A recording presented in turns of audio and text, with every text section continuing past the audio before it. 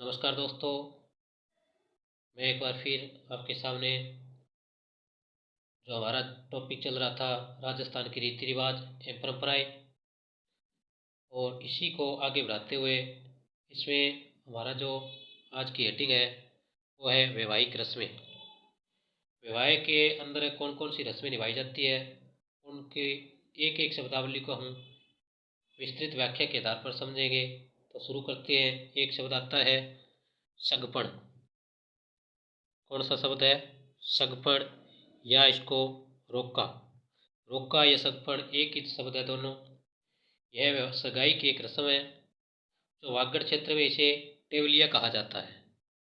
क्या कहा जाता है? टेवलिया कहा जाता है। कहाँ कहा जाता है? वागड़ क्षेत्र में। फिर एक शब्द आता है सावा। सावा शब्द आपने बहुत बार सुना होगा। सावा विवाह का एक शुभ मुहूर्त माना जाता है। राजस्थानी संस्कृति में सबसे बड़ा सावा अबुझ सावा या अक्षय तृतीया को मनाया जाता है। इस समय सर्वाधिक बाल विवाह अधिक होते हैं। फिर एक शब्द आता है चीकणी कोतली। कौन सा शब्द है? चीकणी कोतली। चीकणी कोतली क्या है? सगाई के पश्चात वर पक्ष की ओर से वधू के लिए दिए जाने वाली जो भेंट है या आभूषण है वो क्या कहलाती है? चीकणी कोतली कहलाती है। ठीक है। फिर एक शब्द आता है बड़ालियो। क्या शब्द है? बड़ालियो क्या है? तो बड़ालियो वह व्यक्ति है जो दो परिवारों के मध्य वैवाहिक संबंध स्थापित करवाता है। वो क्या कहलाता है? बड़ालियो कहा जाता है। साधारण भाषा में इसको हम क्या कहते हैं? बिचौलिया कहा जाता है। क्या कहा जाता है? बिचौलिया कहा जाता है। फिर एक शब्द आता है पीला चावल। क्या शब्द है? पीला चावल। पीला चावल क्या है कि विवाह में निमंत्रण में देने हेतु पीला चावल बांटे जाते हैं। फिर एक शब्द आता है बान बैठाना। कौन सा शब्द है? बान बैठाना। बान बैठाना विनायक स्थापना की एक रस्म है। इस रस्म के समय विनायक गीत गाए जाते हैं। कौन से गीत गाए जाते हैं? विनायक गीत गाए जाते हैं। फिर एक शब्द आता है पिट्ठी हलदायत। कौन सा शब्द है? पिट्ठी हलदायत।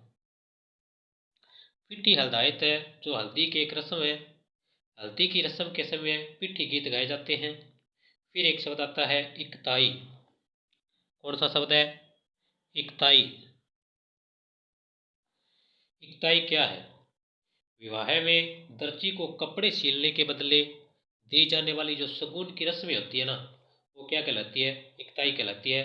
एक शब्द आता है बिनोटा। कौन सा शब्द है? बिनोटा। बिनोटा शब्द आरपीएससी के दिल और जान में बैठ गया। ये शब्द बार बार पूछे गए हैं कि बिनोटा क्या है। दुल्हा और दुल्हन की जूतियाँ क्या कहलाती है? बिनोटा कहलाती है। एक शब्द आता है पंवरी। क्या है? पंवरी। पंवरी है जो दुल्हन की लाल रंग की जो ओढ़नी होती है वो क्या कहलाती है? पंवरी कहलाती है। एक शब्द आता है बरी। कौन सा शब्द है? बरी। बरी है जो दुल्हन के वस्त्र है वो क्या कहलाते हैं? बरी कहलाती है। एक है मोड़। एक शब्द आता है मोड़। मोड़। वर एवं वधू का जो मुकुट होता है ना, वो क्या कहलाता है? मोड़ कहलाता है। एक है फलसड़ा गीत। एक शब्द आया है फलसड़ा गीत। फलसड़ा गीत। फलसड़ा गीत क्या है? मेहमानों के आगमन पर गाए जाने वाले जो गीत है वो क्या कहलाते हैं? फलसड़ा फलसड़ा गीत कहलाते हैं। फिर एक शब्द आता है बन्ना बन्नी गीत। कौन सा शब्द है? बन्ना बन्नी गीत। यह दूल्हा और दुल्हन के लिए गाए जाने वाले जो गीत है वो क्या कहलाते हैं? बन्ना बन्नी गीत कहलाते हैं। ठीक है। फिर आगे देखते हैं। एक शब्द आता है बधावा गीत। कौन सा शब्द है? बधावा गीत। बधावा गीत। बधावा गीत किसी शुभ अवसर पर गाए जाने वाले जो गीत है वो क्या कहलाते हैं? बधावा गीत है। तो ये थे दोस्तों कुछ शब्दावली, और बाकी है और हम अदर वीडियो के अंदर डाल देंगे। इस छोटे छोटे वीडियो के माध्यम से हम अपनी तैयारी को जो मजबूत करेंगे। और अब मैं आपको एक प्रश्न दे रहा हूँ, तो जरा इनका उत्तर ज़रूर दीजिएगा। एक शब्द है, प्रश्न है, मेवाड़ की मोनालिसा।